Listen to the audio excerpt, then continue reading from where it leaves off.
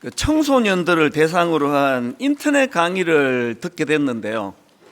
아주 유명한 강사님이 이제 강의를 하는데 그 강사가 학생들에게 그 동기부여를 심어주려고 한 예화를 드는데 그게 저에게도 굉장히 참 인상 깊게 그렇게 들었습니다. 내용이 이렇습니다. 미국의 유명한 시간관리 전문가가 이제 학생들을 모아놓고 강의를 하는 중인데요. 이 강사님이 이제 그 유리 어항을 강단 위에다 올려놓은 겁니다.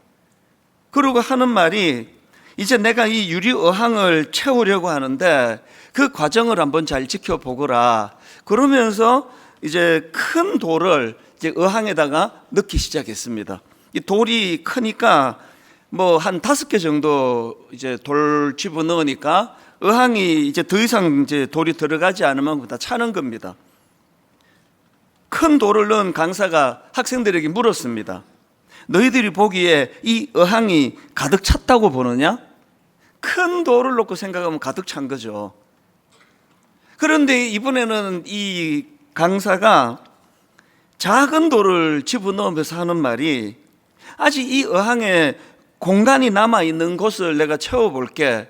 그러면서 이제 작은 돌을 어항에다가 넣으니까 아까 큰 돌로는 꽉 찼다 생각했는데 꽤 많은 작은 돌이 어항으로 들어가는 겁니다. 그 강사님이 또 물었습니다. 너희들이 보기에 이제 이 어항이 가득 찼다고 생각하니? 그러면서 이번에는 그 모래 주머니를 풀더니 어항에 붓기를 시작했습니다. 분명히 큰 돌과 작은 돌로 어항이 가득 찼다고 생각했는데 또 꽤 많은 모래가 또 그 안에 들어가는 겁니다. 또 물었습니다. 이젠 이 어항이 가득 찼지? 그리고는 그 강사님이 이번에는 물병을 꺼내들더니 어항에다가 물을 붓기 시작했습니다. 분명히 가득 찼다고 생각했는데 꽤 많은 물이 또 그 어항 안에 담겨지는 겁니다. 그리고는 이제 그 강사가 이런 말을 했습니다. 내가 만일 이 어항에 모래나 작은 돌들을 먼저 넣었다면 이 큰 돌 5개를 넣을 공간이 있었을까? 아마 넣지 못했을 거야. 그러면서 그 강사가 하는 말이 이렇습니다. 지금 자네들 인생의 큰 돌은 무엇인가? 지금 그 큰 돌을 미리 넣지 않으면 다시는 되돌릴 수 없는 시간이 올 것이라고. 이 인생에 우선순위라는 것이 있다는 걸 꼭 기억해야 한다. 지금 자네들이 중요하게 생각하는 친구 관계, 외모, 평판, 공부 뭐 이런 것들이 중요하겠지만 자네들 나이 때 해야 할 중요한 것이 무엇인지 우선순위를 정하고 그것부터 하지 않으면 그 때를 놓치게 된다는 사실을 꼭 기억해야 한다. 이게 저는 뭐 청소년도 아닌데요. 이게 굉장히 저한테 새롭게 와닿더라고요. 예전에 저도 한번 어항 이야기를 한번 한 적이 있는데 저는 적용을 이렇게 생각을 못 했거든요. 그러면서 내내 제 마음속에 드는 질문이 있었습니다. 내 인생의 마음밭에는 우선순위를 가르쳐주는 큰 돌이 정리가 되고 있는가? 여러분 인생에서 가장 중요하다고 생각하는 이 큰 돌을 먼저 채우지 않고 그때그때 필요한 대로 그렇게 쫓으며 살아가다가 보면 나중에는 진짜 중요한 것을 놓치게 된다. 이게 청소년들에게 강의로 가르쳐 주는 게 이게 얼마나 유익하겠습니까?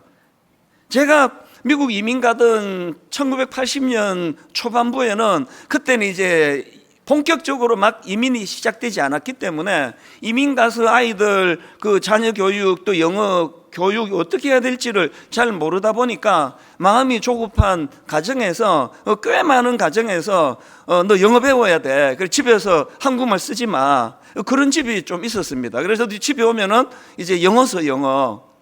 그러니까 그 어린 애들은요 뭐 영어 금방 배우고요 한국말 금방 까먹습니다.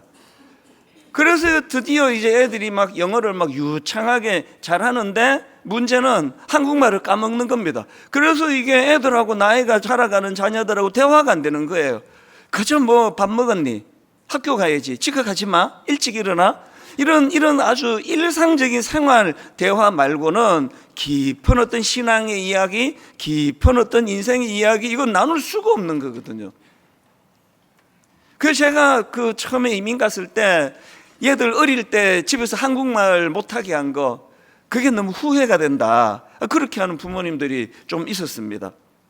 그런가 하면은 어떤 부모님들은요, 얘가 영어를 빨리 못 배우면 어떡하나는 조급함도 있었지만, 그러나 기준을 딱 정하고요, 너 집에서는 한국말 써야 돼, 영어 천천히 배워도 돼, 너 한국 사람이야, 그 정체성을 가르쳐 주려고 집에서는 꼭 한국말로 그렇게 대화를 하도록 가르치는 부모님들이 계셨는데요, 이 시간이 좀 지나고 보니까 집에서 한국말 못 쓰게 하고 영어만 쓰게 했던 그 집이나, 집에 오면은 한국말만 쓰게 하는 그 집이나, 애들은 영어 금방 배워요.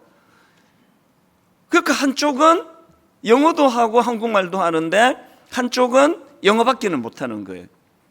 그게 어항의 큰 돌 아닙니까? 어항의 큰 돌, 중요한 거, 정체성, 또 삶의 우선순위, 이런 게 먼저 정리가 되고 작은 돌 넣고 모래 넣고 물 붓고 그렇게 하는 인생이 있고요, 뭐 인생의 뭐 중심 기준, 뭐 우선순위 이런 게 어딨냐, 그때그때 이렇게 살아가는 그런 분들이 계시다면 이게 나중에 참 후회거리가 된다는 겁니다. 이거 신앙교육도 마찬가지입니다. 우리나라의 가장 무서운 이단이 입시 이단인 거 아시죠? 중학교 들어가면서부터 입시에 너무 부모님들이 마음이 쏠리다 보니까 사실 그 이해가 되죠. 어떻게 해서든 이 공부를 따라잡아서 좋은 대학 가야 되는데 그게 안 되니까 신앙교육이 당연히 소홀히 되는 거죠. 그리고는 뭐 어떤 공부 그렇게 아이들에게 신앙교육보다 이제 공부를 강조해가지고 그 아이가 좋은 대학을 들어갑니다. 들어가는데 문제가 생기죠. 대학을 가고 나면은 하나님과 멀어지는 거예요. 그 마음의 그 큰 돌로 중심을 잡는 일을 가르치지 못했기 때문에, 그래서 이제 뭐 대학 들어가고 나면은 이게 품 안의 자식이지 부모 말 듣습니까? 그래서 어릴 때부터 이 중심을 가르치는 교육이 필요하다는 그 얘기거든요. 사실 뭐 부모님들이 이게만 모래도 부어야 되고 작은 돌도 넣어야 되고 물도 부어야 되고 그렇게 조급해서 뭐 하나님이 뭐 돌아가시지도 않는데 네 대학 가고 믿어도 된다고 우선순위를 그렇게 신앙생활을 뒤로 돌린다고 그렇게 한다면 그게 그 아이들 대학 공부하는데 크게 도움이 되는 게 아니에요. 사실 제가 전에 한 말씀 드렸잖아요. 제가 고3 부서를 맡고 있는데 그 희한한 애들이 좀 있더라고요. 아니 무슨 고3이 아침 일찍 와서 예배 드리고는 집에를 안 가요. 계속 지들끼리 모여가지고 기타 치고 찬양 부르고 기도하고 뭐 막 이제 자리가 없어 복잡하니 막 복도에 모여가지고 막 그렇게 소리 지르면 기도하고 그러는데, 그거를 이제 그 리더가 또 있더라고요. 같은 고3인데 얘는 막 자기가 이제 막 불러 모아가지고 막 기타 치고 막 이러니까 담당 교역자인 제가 불안한 거예요. 얘들 이래갖고 이거 대학이라도 가나? 이게 뭐 전도사가 믿음이 하나도 없습니다. 그때나 지금이나 사실 믿음이 없어요. 그런데도 나중에 그 결과가 나왔는데 서울대 법대에 갔다는 겁니다. 그리고 나중에 이제 외무고시 합격하고 지금은 이제 그 리더하던 그 아이가 아니에요. 이제 50대인데요. 이제 뭐 우리나라에 굉장히 이제 중진 외교관이 됐는데요. 그렇게 딱 중심이 반듯하게 어릴 때부터 서 있다 보니까 뭐 너무나 어려운 일이 찾아오고 뭐 이게 뭐 외교관이라는 게 참 그 얼마나 그 중요한 역할이잖아요. 흔들림이 없는 겁니다. 우리나라로 다시 이제 귀환을 해가지고 교회를 다니는데요. 우리 교회는 거리가 멀어요. 그런데 1시간 줄을 서서 본당에 들어와서 예배를 드리고 항상 여기 앉아가지고 얼마나 간절하게 예배를 드리고 하는 걸 볼 때마다 너무 참 귀했습니다. 최근에 다시 이제 그 제네바로 발령을 받아가지고 갔는데요. 뭐 여기 있으나 거기 있으나 이 친구는 딱 그 삶의 우선순위, 마음의 어항에 큰 돌 5개가 딱딱딱 잡혀 있으니까 뭐 그렇게 혼미한 게 없습니다. 그 중심을 잡고 살아가더라는 겁니다. 또 여러분 이것도 오해하시면 안 됩니다. 그렇게 오후 늦게까지 찬양하고 기도하면 서울대 가는구나. 내가 지금 그 얘기를 하는 게 아니고요. 믿음 생활을 잘한다고 입시에 지장이 없다는 그 얘기를 하는 거예요. 여러분 고3 때 생각 안 납니까? 저도 보면은요, 뭐 할 거 다 있습니다. 뭐 놀 거 다 놀고, 뭐 잘 만드는 영화 다 보고, 집에서는 분명히 지금 내가 학원에 가 있는데, 저는 극장에 가 있죠. 뭐 좋아하는 거 다 하고 살았습니다. 그래서 결국은 우리가 너무 이제 현실에 너무 함몰이 돼가지고 자녀를 교육하면 나중에 그게 그 중심을 잃은 그런 인생을 살게 된다. 그 얘기를 드리는 거거든요. 그래서 우리가요, 항상 이 중심을 세우는 거. 저는 아까 입시생들을 모아놓고 유명한 강사가 했던 그 예화를 들으면서 사도 바울 생각을 했습니다. 요즘 우리가 살펴보고 있는 빌립보서 1장에 보면은 계속 질문이가 아닙니까? 아니 바울은 그 억울하게 지금 감옥에 가 있는데 어떻게 평정심을 잃지 않은가? 아니 그 불편한 감옥 속에서도 어떻게 찬양이 나오고 기쁨이 그에게 끊임없이 솟아날 수 있는가? 저는 그 강의를 들으면서 바울 내면에 있는 그 의항의 큰 돌, 이 삶의 기준, 그리고 삶의 우선순위가 잘 정립이 된 사람은 이런 상황에, 환경에 흔들리지 않는 거구나. 그걸 다시 한번 제가 생각을 하게 됐습니다. 자, 그렇다면 바울은 어떤 삶의 기준이 있었습니까?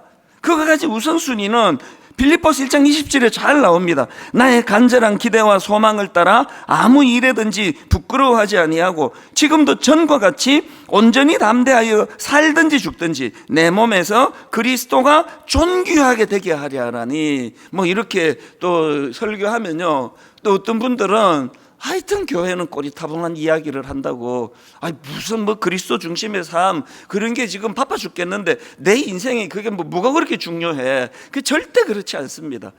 여러분 의항에 큰 돌 5개를 먼저 넣는 우선순위가 세워질 때 그것이 내 삶에 흔들림이 없는 중심을 세워준다고 하면 창조주 되시는 하나님과의 이 관계가 잘 정립이 되는 게 얼마나 중요합니까? 여러분 인생에 그 자동차를 하나 새로 사도 지혜로운 사람은 그 매뉴얼북이 막 이렇게 두꺼운 걸 사실은 딱 공부해요. 저는 공부 안 하거든요. 그래서 기능을 거의 10분의 1도 못 씁니다. 핸드폰을 사잖아요. 저 공부 안 해요. 요즘에도 최신 폰을 샀습니다. 제가 왜 강조하느냐, 지금 자랑하고 있는 거죠. 최신 폰인데요, 걸고 받는 것밖에 안 해요. 무거워 죽겠어요 이거. 걸고 받는 것밖에 안 하는데.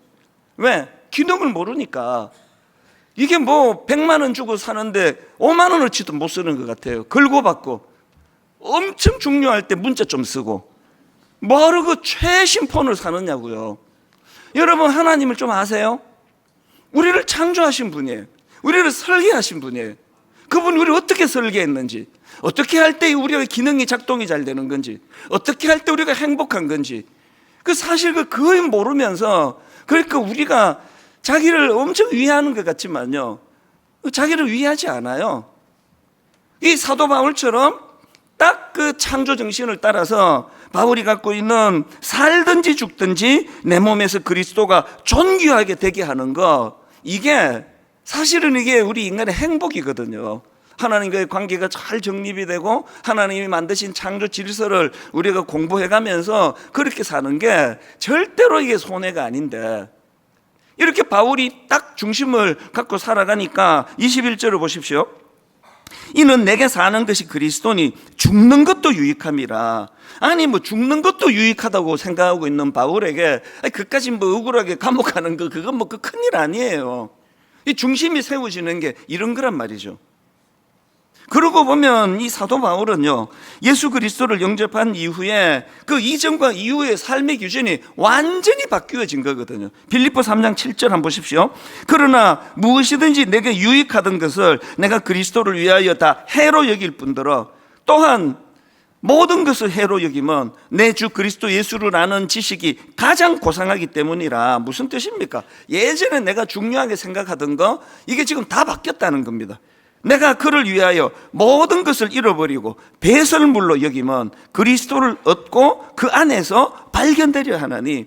예수 믿는 것은요, 뭐 어디 주중에 뭐 스포츠 센터 가가지고 그냥 뭐 헬스 이용하는 그 돈 주고 그거 사는 게 아니에요. 그죠? 예수 믿는 건 뭐 주일날 교회 와가지고 예배 한번 드리는 거, 그게 아니에요. 내 인생의 가치 체계가 다 바뀌는 겁니다.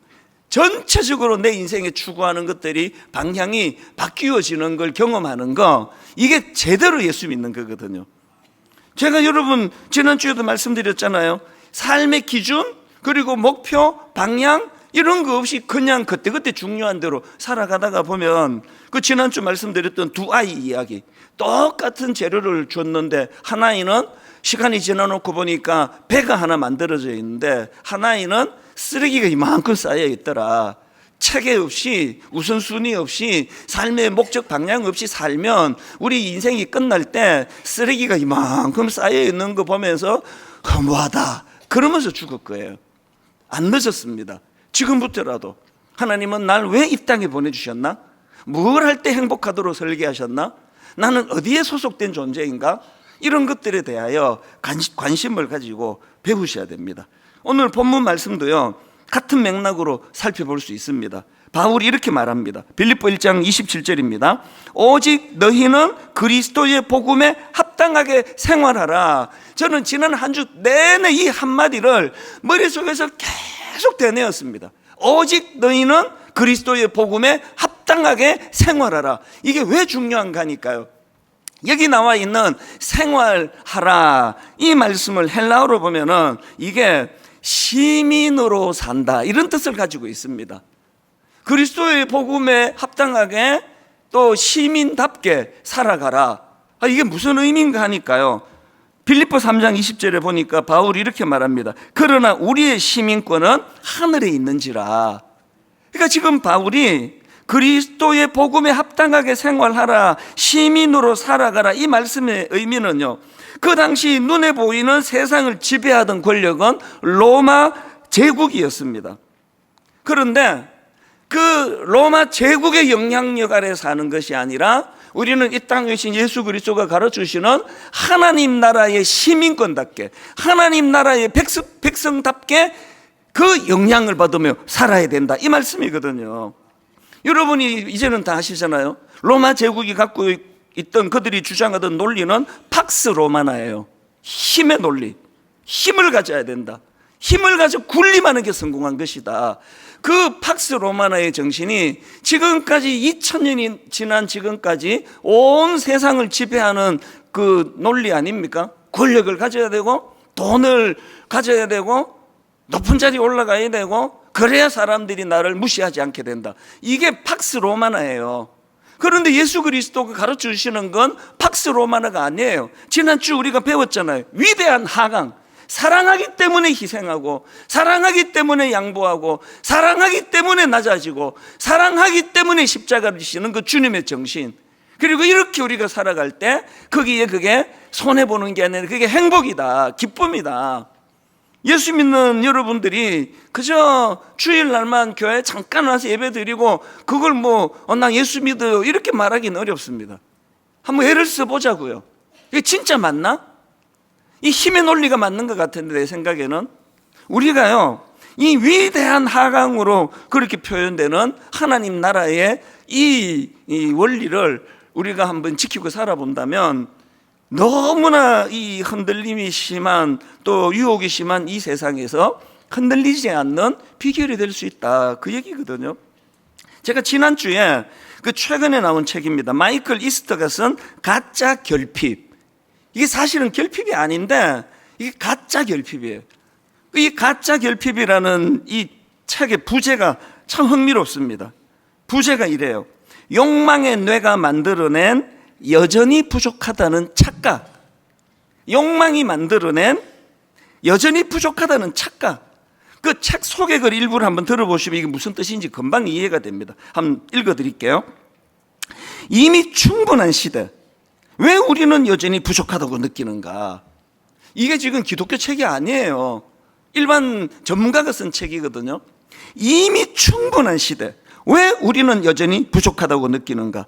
몸에 해로운 걸 알면서도 초가공식품을 더 많이, 더 자주 먹고, 심각한 위험성을 짐작하면서도 지나친 음주, 마약, 도박을 끊지 못하고, 시간 낭비인 것을 알면서도 SNS에 들락날락하며 좋아요 숫자에 집착하고, 사놓고 안 쓰는 물건이 쌓여 있는데도 불필요한 쇼핑을 계속한다. 더 많이 먹고 놀고 사는데도 대체 왜 우리는 끊임없이 무언가를 욕망하는 걸까? 채워도 허전한 마음, 원하는 것을 손에 넣어도 만족스럽지 않은 기분, 말하지 않아도 우리 모두 어렴풋이 알고 있는 이 불편한 느낌의 실체는 무엇일까? 이 책이 지금 문제 제기하는 거 뭔지 아시겠죠? 저는 그 책의 한 대목에서 뭘 말하고 싶은지가 팍 감이 잡히더라고요. 그 한 대목 제가 읽어드릴게요. 한번 들어보세요. 선동의 귀재이자 홍보대가인 에드워드 버네이스는 이런 말을 했다. 여러분, 지금 온 세상이 광고, 막 TV에만 켜면은 광고, 예전에는 그냥 TV 끝날 때까지 보게 해주더니 요새 자꾸 중간에 또 광고, 그래가지고 무슨 좀 재밌는 거 있으면 결정적인데 광고, 막 계속 광고예요. 그런 광고를 통해서, 그리고 또 유튜브 무슨 어떤 그 인터넷이든지 간에 계속 이 선동의 귀재이자 홍보대가, 이게 이제 광고하는 사람들이 이렇게 부르는 거거든요. 선동의 귀재이자 홍보대가인 에드워드 버네이스는 이런 말을 했다.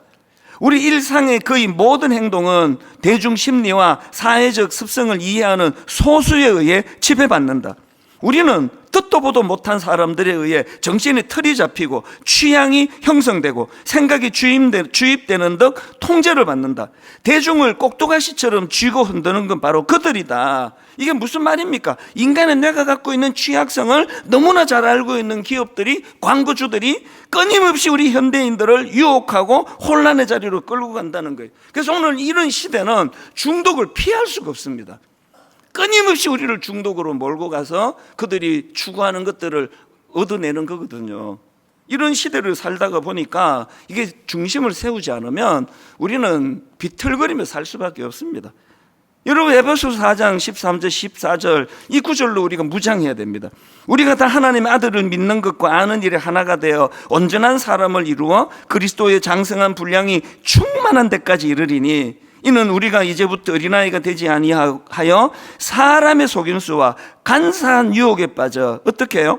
온갖 교훈의 풍조에 밀려 요동하지 않게 하려 함이라. 로마서 12장 2절 너희는 이 세대를 본받지 말고 오직 마음을 새롭게 함으로 변화를 받아 하나님의 선하시고 기뻐하시고 온전하신 뜻이 무엇인지 분별하도록 하라. 에베소서 4장 22절 너희는 유혹의 욕심을 따라 썩어져가는 구습을 따르는 옛사람을 벗어버리고 오직 너희의 심령이 새롭게 되어 하나님을 따라 의와 진리의 거룩함으로 지으심을 받은 새 사람을 입어라. 여러분, 이런 유혹이 많은 시대를 살면서 저와 여러분들이 가지고 있는 이 마음의 의항에 큰 돌 5개가 우리 중심을 지탱하도록 하는 것, 그리고 사도 바울이 말하는 것처럼 그 팍스 로마나 힘의 논리가 지배하는 그 시대의 지배를 받고 우리가 살아가지만 우리는 그들에게 속한 존재가 아니다. 우리는 하나님 나라 시민권자다. 우리는 하나님 나라의 영향력에 의해서 살아가기를 원한다. 이런 것들을 계속 우리가 추구해야 되는 거거든요. 오늘 설교 제목을 제가 그리스도의 정신으로 무장하기 이렇게 잡았는데요, 우리의 생각과 가치 체계를 끊임없이 흔들어대는 우리 시대이기 때문에 예수 그리스도의 정신으로 무장하는 이것이 너무나 중요하다는 거거든요. 그래서 사도 바울이 27절에서 말씀하신 오직 너희는 그리스도의 복음에 합당하게 생활하라. 오직 그리스도의 복음에 합당하게 그 영향력 아래 그렇게 살아가라. 오늘 이런 말씀이 여러분들 내면에서 참 도전해봐야 되겠다, 이런 마음을 성령님이 주시기를 원합니다. 자, 오늘 이 본문 말씀을 이렇게 묵상하고 정리하고, 그래서 우리가 이런 관점으로 우리 자신에게 스스로 질문해야 돼요.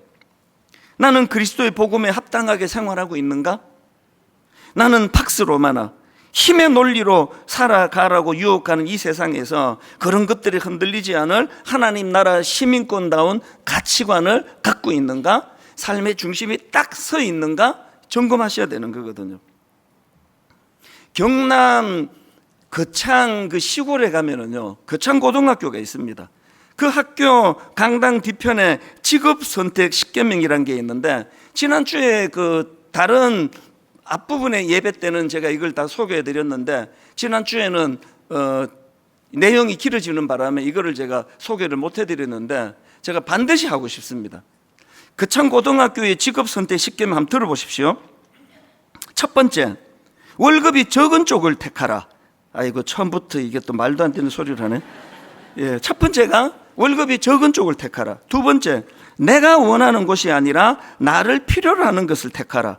세 번째, 승진의 기회가 거의 없는 곳을 택하라. 이거 계속 읽어야 되나, 이걸?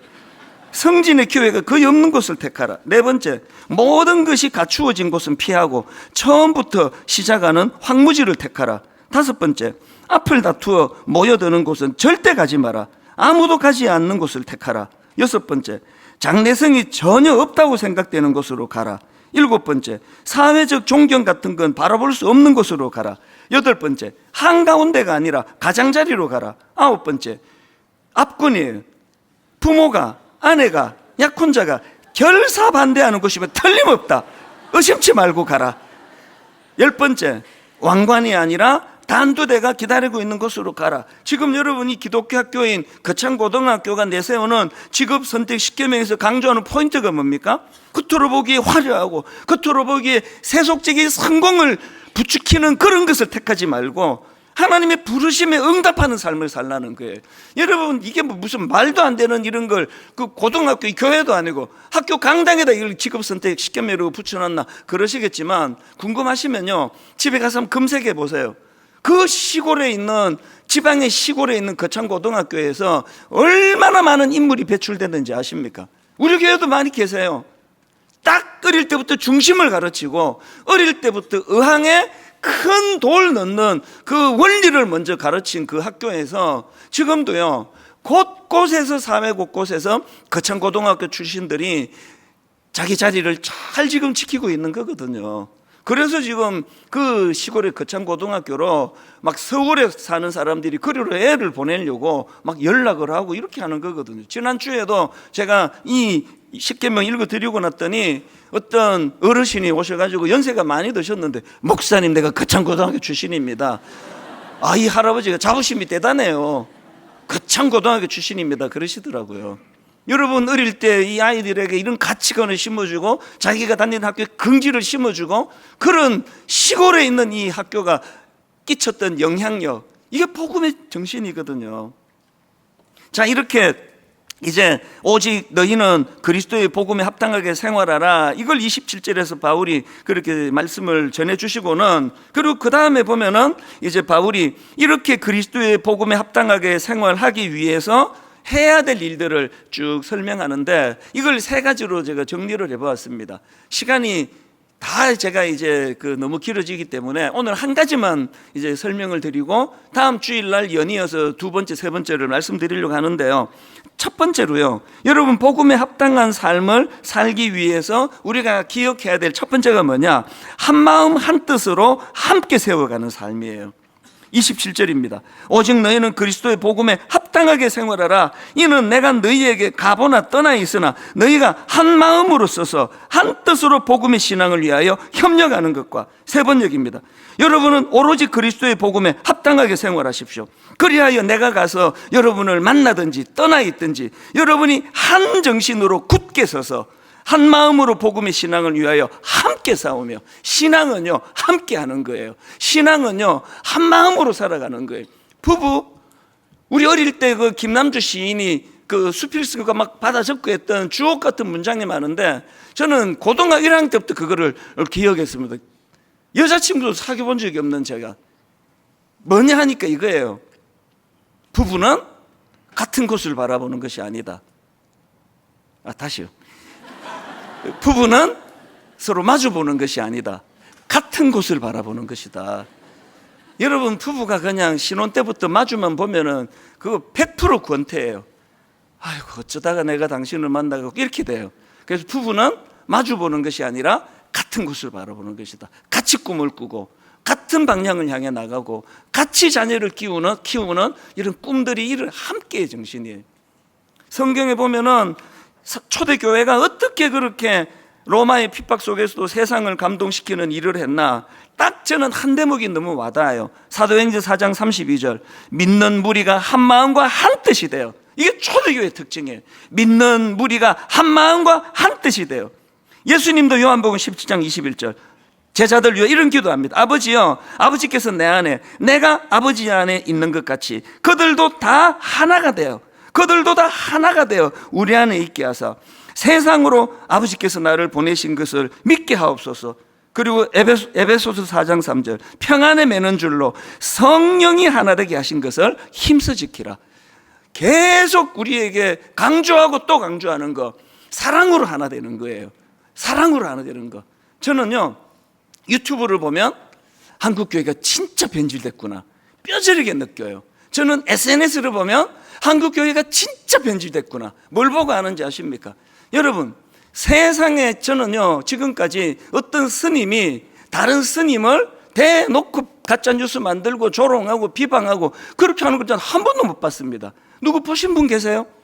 저는 못 봤습니다. 저는 천주교 신부님이 다른 신부님을 그렇게 공개적으로 조롱하고 막 이제 털려먹었다고 비웃고 그렇게 하는 걸 저는 한 번도 본 적이 없습니다. 그런데 지금 유튜브 들어가면 그냥 A 목사님이 B 목사님을 조롱하고, 저게 신앙이냐? A 목사가 B 목사에게 가짜 뉴스를 만들고 A 교회가 B 교회를 조롱하고, 수많은 안 믿는 사람들이 그것들을 같이 들여다볼 텐데 서로가 서로를 향하여 폄하하고 깎아내리고, 그 유튜브를 보고 있으면 제대로 된 교회는 세상에 하나도 없는 것 같아요. 여러분, 우리가 서로를 대적하는 것이 아니라 손을 맞잡고 사단을 대적해야 되거든요. 다락방을 왜 만들었습니까? 아이고, 그 박 집사도 보니까 한심하고 김 집사도 한심하고, 참 어떻게 이런지 모르겠어. 그러려고 다락방 가는 거 아니에요. 용납하고 품어주고 약한 사람들에다 같이 손을 잡아주고, 이게 오늘 우리가 이 악한 시대에 복음에 합당한 삶, 한 마음 한 뜻으로 함께 세워가는 삶입니다. 결론을 저는 이렇게 맺기 원합니다. 저는 한 교회를 담임하는 목사로서 간혹 떠올리는 장면이 너무 아름다워요. 출애굽기 17장 10절, 지금 아말렉과의 전투 중인데 그들의 하나됨을 한번 보십시오. 요수아가 모세의 말대로 행하여 아말렉과 싸우고 모세와 아론과 훌은 산 꼭대기 올라가서 모세가 손을 들면 이스라엘이 이기고 손을 내리면 아말렉이 이기니 모세의 팔이 피곤하매 그들이 돌을 가져다가 모세의 아래에 놓아 그가 그 위에 앉게 하고 아론과 훌이 한 사람은 이쪽에서 한 사람은 저쪽에서 모세의 손을 붙들어 올렸더니 그 손이 해가 지도록 내려가지 아니한지라. 얼마나 아름답습니까? 한 마음 한 뜻으로 함께 세워가요. 모세의 손이 내려와 가지고 막 전쟁의 어려움이 찾아오면 비난, 저게 무슨 지도자냐고, 저런 걸 우리가 어떻게 믿냐고, 그런 말 안 해요. 조용히 가서 그 지도자의 팔을 들어주는 거예요. 양쪽에서 힘을 모아주는 겁니다. 한 마음으로 가는 것, 이게 하나님이 기뻐하시는 교회의 모습이라고 생각합니다. 우리는 함께 가는 거예요. 하나 되어 가는 거예요. 아무리 미운 사람이 있고 내게 상처 준 사람이 있어도 맞대응하지 않으려고 애쓰는 거는 저 사람은 철이 없는 사람이지 적이 아니에요. 용납하기 위하여 맞상대하지 않는 하나님의 사랑. 그래서 이것이 가능하도록 성경 한 구절만 읽고 말씀을 마치겠습니다. 빌립보서 2장 5절, 너희 안에 이 마음을 품으라 곧 그리스도 예수의 마음이니. 히브리서 12장 2절, 믿음의 주요 또 온전케 하시는 이인 예수를 바라보자. 우리가 예수 그리스도를 바라보면서 한 방향으로 하나가 되어 상대의 연약함을 용납하면서 품어주면서 그렇게 나아가는 그런 교회, 그런 가정 되시기 바랍니다.